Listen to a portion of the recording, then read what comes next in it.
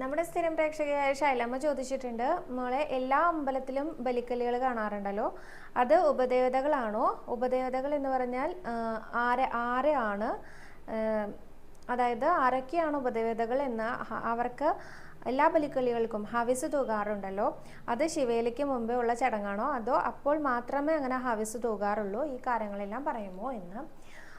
ബലിക്കല്ല് ഒരിക്കലും ഉപദേവതയല്ല കേട്ടോ. ഗുരുവായൂർ ക്ഷേത്രത്തിലെ ഉപദേവത എന്ന് പറയുന്നത് എപ്പോഴും പ്രധാന പ്രതിഷ്ഠയായിട്ടുള്ള ഒരു ദേവനോ ദേവിയോ ഉണ്ടാവും. ഒപ്പം തന്നെ ചെറിയ ചെറിയ പ്രതിഷ്ഠകളായിട്ട്, അതായത് അവരുടെയൊക്കെ സാന്നിധ്യം ആ ക്ഷേത്രത്തിലുണ്ട് എന്ന് കാണിക്കുന്നതാണ് ഉപദേവതാ പ്രതിഷ്ഠ എന്ന് പറയുന്നത്.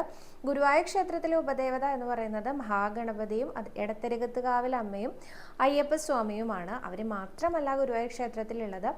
നമുക്ക് സരസ്വതി അറ കാണാൻ സാധിക്കും. അതുപോലെ തന്നെ നാലമ്പലത്തിൽ നമുക്ക് ഹനുമാൻ സ്വാമിയുടെ ഒരു ശില്പം കാണാൻ സാധിക്കും. അതേമാതിരി തന്നെ സുബ്രഹ്മണ്യ സ്വാമിയുടെ സാന്നിധ്യം കാണാൻ സാധിക്കും. ഇനി ഇത് മാത്രമല്ല, അനേകം ഭക്തര് ഭഗവാന്റെ എല്ലാം ഇവിടെ ഉണ്ട് എന്ന് പറയാറുണ്ട്. രാധാറാണി, യശോദമ്മ, വസുദേവര്, ദേവകി, നന്ദഗോപര് എല്ലാവരും ഇവിടെ ഉണ്ടെന്ന് പറയാറുണ്ട് കേട്ടോ. അപ്പോൾ അതല്ലാതെ ഉപദേവതയായിട്ട് തന്നെ, അതായത് ദിവസവും നേദ്യവും പൂജയും എല്ലാം നടന്നുകൊണ്ട് വരുന്നത് ഗണപതിക്കും അയ്യപ്പനും അതുപോലെ തന്നെ എടത്തരികത്തുകാവിലെ അമ്മയ്ക്കുമാണ്.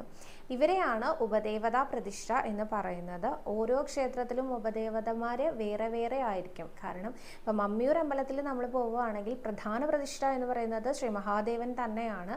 മഹാദേവനോടൊപ്പം തന്നെ മഹാവിഷ്ണുവിൻ്റെ സാന്നിധ്യമുണ്ട്. എന്നാൽ അദ്ദേഹം ഉപദേവതയായിട്ടല്ല, അതേ തുല്യ പ്രാധാന്യത്തോടു കൂടി തന്നെയാണ് അവിടെ മഹാവിഷ്ണുവിനെ നമുക്ക് കാണാൻ സാധിക്കുക. എന്നാൽ ഉപദേവതാ പ്രതിഷ്ഠയായിട്ട് അവിടെ മഹാഗണപതിയുണ്ട്, സുബ്രഹ്മണ്യ സ്വാമിയുണ്ട്, അയ്യപ്പസ്വാമിയുണ്ട്, ഭദ്രകാളി അമ്മയുണ്ട്, ബ്രഹ്മരക്ഷസിന്റെ പ്രതിഷ്ഠയുണ്ട്. എല്ലാവരും ഉപദേവതമാരായിട്ട് അവിടെ ഇരിക്കുന്നുണ്ട് കേട്ടോ. അതല്ലാതെ അതായത് പ്രധാന പ്രതിഷ്ഠയുടെ കൂടെ ചെറിയ പ്രതിഷ്ഠ അല്ലെങ്കിൽ ഒരു സാന്നിധ്യമുള്ളവരെയാണ് നമ്മൾ ഉപദേവതയായിട്ട് സങ്കല്പിക്കുന്നത് അല്ലെങ്കിൽ പൂജിക്കുന്നത്. ഇതല്ലാതെ ഈ ബലിക്കല്ല് എന്ന് പറയുന്നത് ഭൂതഗണങ്ങൾ എന്ന രീതിയിലാണ് പറയാറുള്ളത്. അവർക്ക് ഹവിസ് തൂകുന്നത് അതാ ശിവേലിക്ക് മുമ്പേ ഉള്ള ചടങ്ങ് തന്നെയാണ് ഹവിസ് തൂകുക എന്ന് പറയുന്നത്. ഇതിലെ കുറച്ചധികം അല്ലെങ്കിൽ കുറച്ച് മാറ്റങ്ങൾ വരുന്നത് ഉത്സവകാലത്താണ് കേട്ടോ. ചടങ്ങുകൾക്ക് കുറച്ചധികം വിപുലീകരിച്ചുകൊണ്ടാണ് ഉത്സവകാലത്ത് വരാറുള്ളത്. അടുത്ത